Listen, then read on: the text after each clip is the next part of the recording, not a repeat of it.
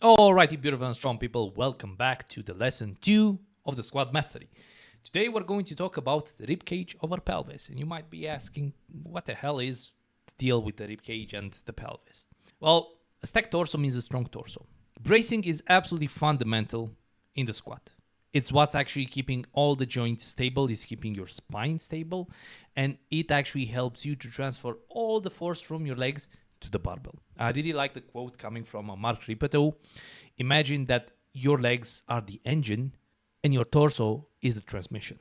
So if you want to transfer all the force coming from the engine, you need a strong transmission, you need a stable transmission.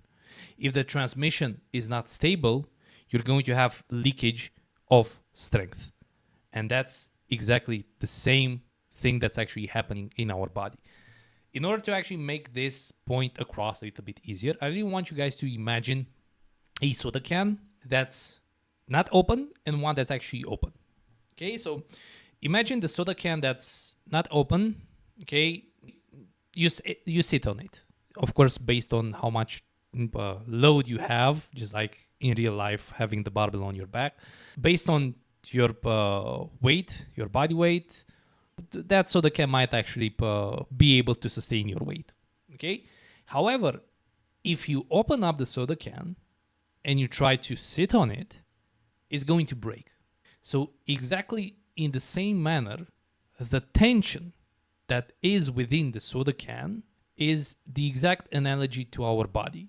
Okay. So the more tension we can actually bring within our torso, the more resilient it's going to be from actually folding. It's going to be more resilient to, pretty much gravity.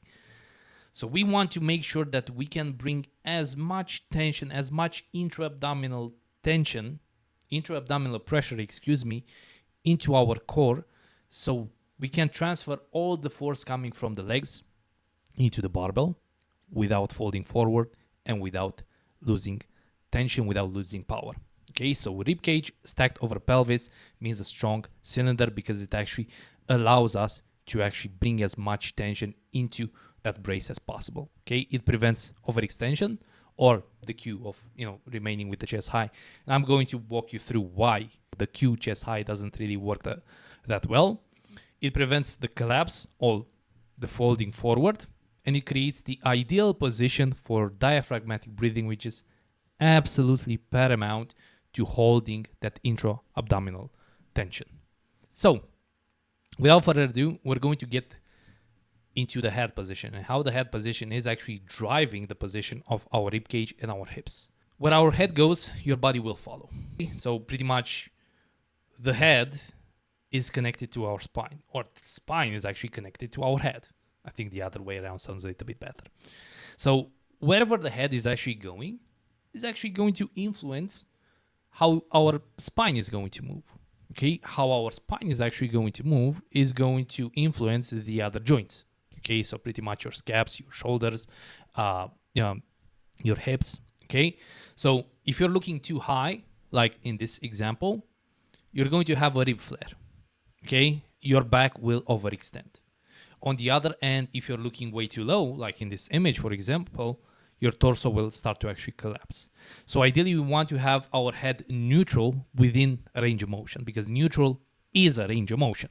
Okay, whether we're talking about having our sight fixed and just looking forward or just looking slightly back, we want to make sure that the head is actually following the natural curvature of our head, of our spine. Okay, so pretty much the head position is just going to follow the spine, is going to follow the hinge, is going to follow the position pretty much of your torso. We do not want to force it in one particular direction. So if we can keep our head neutral, we're going to be able to actually keep our rib cage stacked to the hips. So we're going to learn about how to integrate the brace and how to properly brace. Okay. Ideally, we want to make sure that we're creating a muscular brace first, so we can breathe into that brace And after that, we're reinforcing it. So we want to create contraction, okay? Breathe, so we can expand that contraction. We can expand that space. And after that, reinforce, so we can actually lock it down. So you're going to notice in this particular video right here, okay? I'm starting to create the muscular brace, okay? So right now, I'm braced. I'm going to breathe into that brace, and I'm going to start with breathing through my nose and topping out a bit with my mouth breath. When you're breathing through your nose, you're actually bringing a lot more air in, coming into your diaphragm, and you're starting to expand your diaphragm. And the mouth breath is pretty much topping that pressure in. So I've been expanding against my belt, as you can see. And once I have all that air in, I'm going to brace again. Oops, I just have to return to this. I think there were too many clicks in there. So again, muscular brace, breathe into the brace and lock that brace in, okay?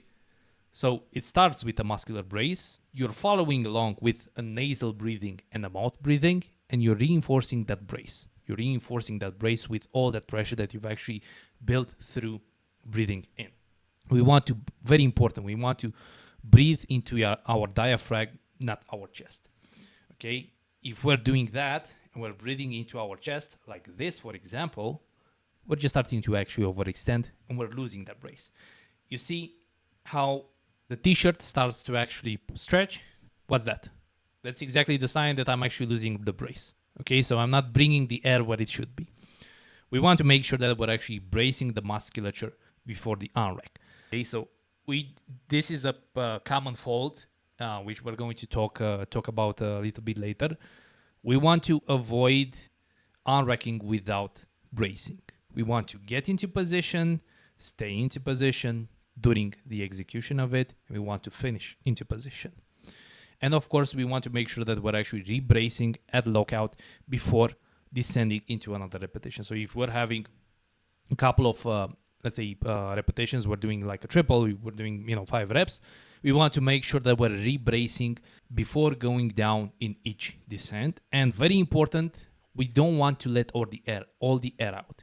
Okay, so once we actually finish a repetition, we want to hold some of that brace. We don't want to let go of everything. We want to hold that brace. We're just letting go of something like 20%, 30% of it, so we can actually create space, so we can re-brace again and bring that tension back in there. Now, the clothing test. How to notice whether or not you actually lose the brace or not. If the shirt stretches vertically, the brace is lost. Just like I actually discussed on the previous slide, you're going to notice in this one how the shirt is actually starting to stretch. Okay, so that means that I'm not having any brace in here. So if I'm going down, you're going to notice all the overextension that I'm actually creating in there. Okay, so we want to avoid queuing chest up. It's going to force our ribs to actually flare and not be able to actually hold that tension in. We want to aim for 80% muscular pressure and 50% breathing capacity. So watching this one, getting out of the chest up position by exhaling, you can see all the waves in here of the shirt. We want to pretty much replicate that, and we want to make sure that we're having some of these, let's say, waves in there. We don't want to have our shirt being fully stretched. We want to have some waves in there. Of course, I have a little bit of a belly, so it's a little bit more obvious, but maybe for leaner individuals, that's not going to be as obvious. Of course, we don't want to have too many of them, because that's going to tell us that we're actually folding forward. But ideally, we want to see some of that material start to actually stack because of the position of our rib cage to our pelvis. And of course, remain with that position throughout the execution of the lift. Okay, we want to maintain the stack from the arm rack to the squat to the lockout. Okay, so remaining into that stack as much as possible. From the moment we start to actually lose it, that's when we're going to know that the squat will feel heavy and will potentially, increase our injury risk. So as common mistakes, we already talked about this: flaring the ribs, arching the lower back, or the collapse, so letting the ribs drop forward, vertical breathing, the chest rises instead of the torso actually expanding, and delayed bracing or waiting until after the unrack. This is a huge mistake. Again, you want to set up in position. You want to stay in position. You want to finish in position. So once you're actually getting under the bar, you want to make sure that you're actually bracing. Because if you're not bracing and you're trying to brace while loaded, first of all, the bar will feel a lot heavier. Secondly, while loaded, it's a lot harder to actually bring all that muscular brace and all that air in. So you're already going to be in a handicap of actually creating that intra-abdominal pressure. So you want to brace and create that brace before you're actually unracking, so you can actually stay in position during the start of the descent and the ascent. So as a summary, big key, stack the ribs over pelvis. This is your strongest torso position. We want to make sure that the head position drives our spine position. Okay, so we do not want to try to overextend our head or overflex our head. The brace cycle is going to be muscular brace, breathe, and reinforce. And we want to avoid the rib flare, collapse, or chest breathing. I'm going to see you on the next one.